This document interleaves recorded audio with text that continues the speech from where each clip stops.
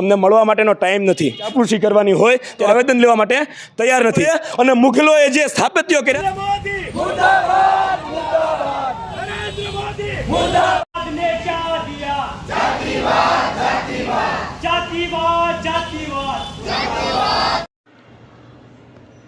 સ્વયં સૈનિક દળ દ્વારા જનહિતના વિવિધ પ્રશ્ને ભુજ કલેક્ટરને આવેદનપત્ર પાઠવાયું। આજરોજ સ્વયં સૈનિક દળ દ્વારા બાબા સાહેબ આંબેડકરની પ્રતિમાથી જ્યુબિલી સર્કલ રેલીનું આયોજન કરવામાં આવ્યું। પછી કલેક્ટરને એક આવેદનપત્ર આપીને દેશના કરોડો નાગરિકોની ભાવનાઓ અને જનહિત સાથે જોડાયેલા અનેક ગંભીર પ્રશ્નો તરફ તંત્રનું ધ્યાન દોરવામાં આવ્યું।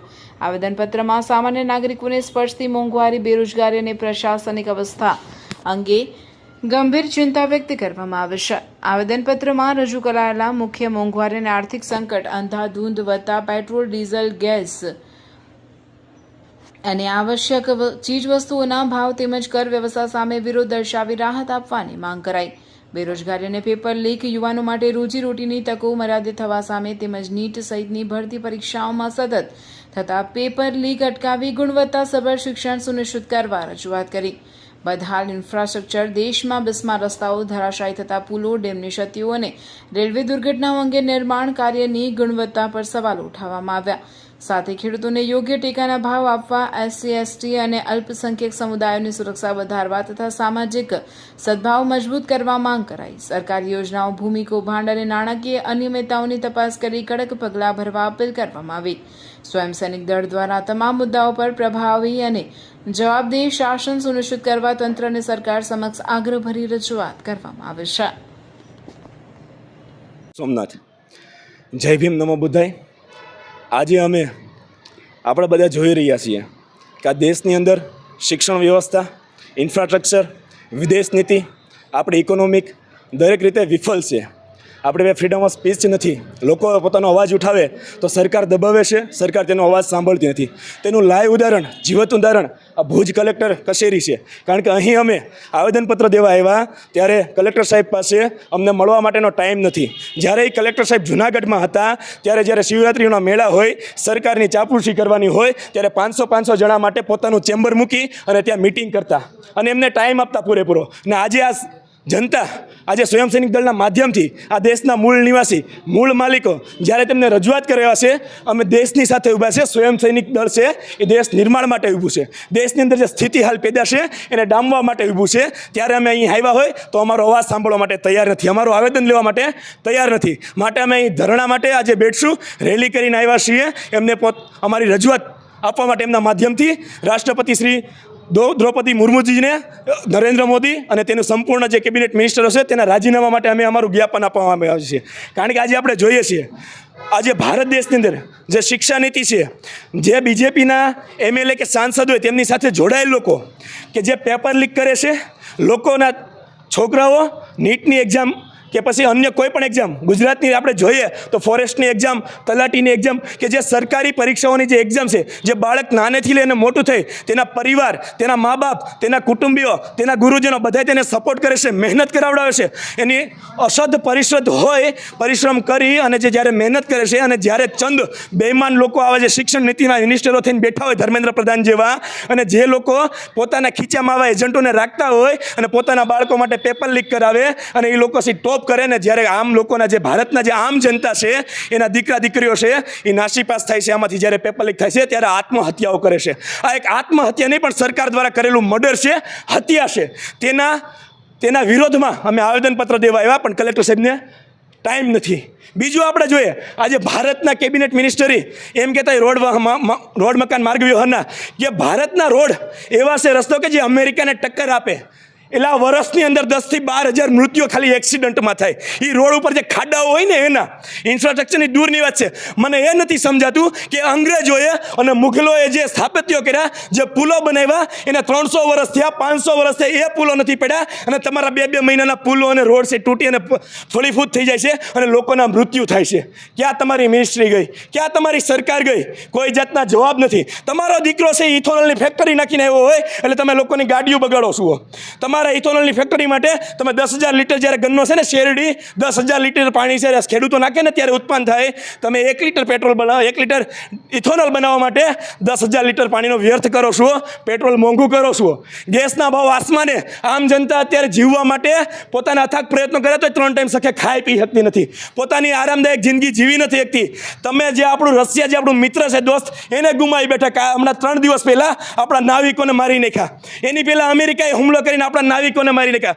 ઇન્ડિયન આર્મીથી લઈને સ્ટુડન્ટથી લઈને કિસાનોના ખેતરમાં તમે થાંભલાઓ નખાવો અદાણીના ખોળે બેઠી અને તમે એ રિલાયન્સને અદાણીના ખોળે બેઠો, એની પાસેથી પૈસા મારો લેવો અને કિસાનોને તમે ભાઠિયા તોડો છો, છોકરાઓને મારો છો, લાઠીચાર્જ કમરથી નીચે હોય તમે માથાઓમાં મારો છો.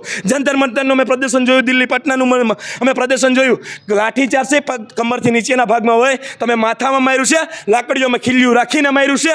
મતલબ કે સ્ટુડન્ટ હોય, વિદ્યાર્થી હોય, કિસાન હોય, આર્મી જવાન હોય કે તમે હરિયાણાના ડીજીપી મતલબ કે પોલીસ ખાતું હોય તો તમે એના દબાવમાં રાખી એને આત્મહત્યા કે તમે એનું ઇનડાયરેક્ટ મર્ડર કરો છો, તમે એના હત્યારા છો અને તમે અમારો અવાજ સાંભળવા માટે તૈયાર નથી. માત્ર આપણે જોઈએ ને તો માત્ર ખાલી ધર્મેન્દ્ર પ્રધાન નહીં પણ નરેન્દ્ર મોદી પણ આનું મુખ્ય કારણ છે.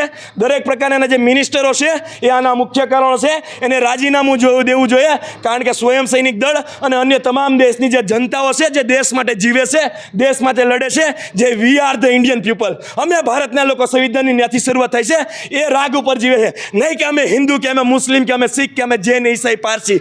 તમે નાલાયક લોકો જ્યારના રાજમાં આવ્યા તો એ માત્ર ને માત્ર એક ધર્મને તમે હિન્દુત્વને મજબૂતી આપી, તમે રામના નામે સત્તા તો લઈ લીધી પણ દેશને તોડી નાખ્યો. તમે દેશને કાયમી તમે એનું મોમ બ્લીચિંગ કરો છો. તમે જ્યાં તમને દલિત દેખાય તમે એને મારો છો, ઘોડા ઉપર ચડવા નથી દેતા, મૂછ નથી રાખવા દેતા, એના દીકરાઓને ભણવા નથી દેતા.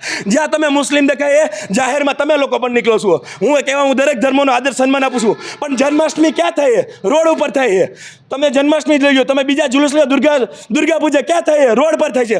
ગણેશ પૂજા ક્યાં થાય છે? રોડ પર થાય છે. તો નમાઝ રોડ પર કેમ નહીં? સાઈડમાં કેમ નહીં? તો બૌદ્ધોની શાંતિ પ્રદર્શનની યાત્રા રોડ પર કેમ નહીં? તો જૈનોની યાત્રા રોડ પર કેમ નહીં? તમે સ્કૂલમાં છો, જન્માષ્ટમી ઉજવો છો તો ઈદની કેમ નહીં કે ઈદની દિવસે પણ લોકો છે હળીમળીને ભાઈચારે રહે? તમે બુદ્ધને કેમ આગળ નથી કરતા? બુદ્ધે છે માનવ એક સન્માનનો નારો આપ્યો છે. આપણો દેશ છે દરેક પ્રકારના ફૂલો મળે અને ગુલદસ્તો બને છે, સમન્વયમાં આપણે રહેવું જોઈએ. પણ આ નાલાયક લોકો, આ મનુવાદી કીડાઓ જ્યારથી સત્તામાં આવ્યા ત્યારથી આમ જનતાનું કે જે ભારતના ખરેખર લોકો છે, જે નિષ્ઠાવાન છે, ઈમાનદાર છે, ભારત માટે જીવે છે, આવનારી પેઢી માટે જીવે છે.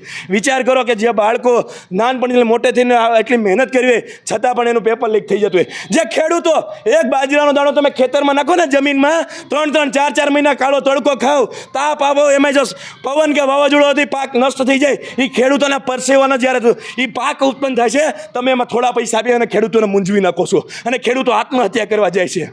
તમે પોલીસ અધિકારી જે હોય તમારા ઓર્ડર નો માન તમે એની બદલી કરો છો, એના બાળકોનું ભણતર તમે ખરાબ કરો છો, એને તમે ડિપ્રેશનમાં લો. છેલ્લે ઘણા બધા બનાવો આપણે જોઈએ છે, પોલીસ અધિકારીને પણ છે ને ગોળીઓ ખાઈને આત્મહત્યા કરવી પડે છે. તમે આર્મીના જવાનો કે એના ઉપર પણ અત્યાચાર કરો છો પૂરેપૂરતું. તમે હમણાં વોકઆઉટ કરી ગયા ઇન્ડિયન આર્મીના આપણા ઓફિસરો, બજેટ સત્રની મિટિંગ હતી ભાઈ પાકિસ્તાન અને ચાઇનાનું ફંડિંગની બાબતમાં કે અમને ફંડિંગ આપો, લોકો અમને દુશ્મન દેશ અમને હેરાન કરે, તો ત્યાંથી આર્મી ઓફિસરોને વોકઆઉટ કરવું પડ્યું. આ દેશની નાલાયકી કહેવાય, આ નરેન્દ્ર પ્રધાનની નાલાયકી કહેવાય, આ એના દરેક પ્રકારના મિનિસ્ટર હોય, રક્ષા મંત્રી હોય રાજનાથસિંહ, તો એની નાલાયકી કહેવાય કે દેશ માટે ઊભા નથી, દેશની જનતા માટે ઊભા નથી. અને એના બાળકો એ પાકિસ્તાનના જે દીકરા છે ને એની યાર પાર્ટનરશિપમાં બેઠા, આપણા વિદેશ મંત્રી જયશંકર એની યાર વિદેશ મંત્રીમાં પાર્ટનરશિપમાં બેઠા હોય, એમની ઘરવાળીની પાસે એ જે જાપનીઝ હોય, પોતાના દરેક જે સેલિબ્રિટીઓ અને જે નેતાઓ છે ને એના દીકરો લંડન ઓક્સફર્ડ યુનિવર્સિટીમાં, ક્યોટોમાં એમાં ભણતા હોય, અને આપણા દીકરા માટે દેશની અંદર 94,000 સ્કૂલો મોદીએ બંધ કરી દીધી. જ્યાં કોણ ભણતું હતું? SC ST આદિવાસી માઇનોરિટી, એના પણ આદિવાસીને નથી મૂક્યા. જલ જમીન પ્રકૃતિના જે રક્ષક હતા તમે એની હત્યાઓ કરી છે, એના આજે તમારે ઉપર રોડ ઉપર આવવું પડે છે. આપણે કેન બેટવા પ્રોજેક્ટને જોઈએ છીએ, નદીની અંદર સીતા પ્રોટેક્શન કરે છે, ફાંસી પ્રોટેસ્ટ કરે છે, વિરોધ નોંધાવે, તમે એનો અવાજ નથી સાંભળતા, ઉલટાને એના ઉપર લાઠી ચાર્જ કરો છો, ટીયર સેલ ફોડો છો અને એની તમે હત્યાઓ કરો છો. ઇતિહાસ તમને ભારત દેશની અંદર યાદ રહે. તમે એક નાલાયક નપુંસક રાજનીતિક એવા હતા દલ્લાઓ કે આ દેશને વેચી મારો, ખાઈ મારો, અને તમે છે આ અદાણી અંબાણી જેવા લોકોના ચંદ લોકોના ખોળે જઈને બેઠા, અને RSS BJP જેવા દળો છે જે કાયમી આ દેશની અંદર છે એ જાતિવાદ અને કોમ સંવતના ઝેર બેઠે તમે એના ખોળામાં જઈને બેઠા છે અને આ દેશની તમે ઘોર ખોદો છો.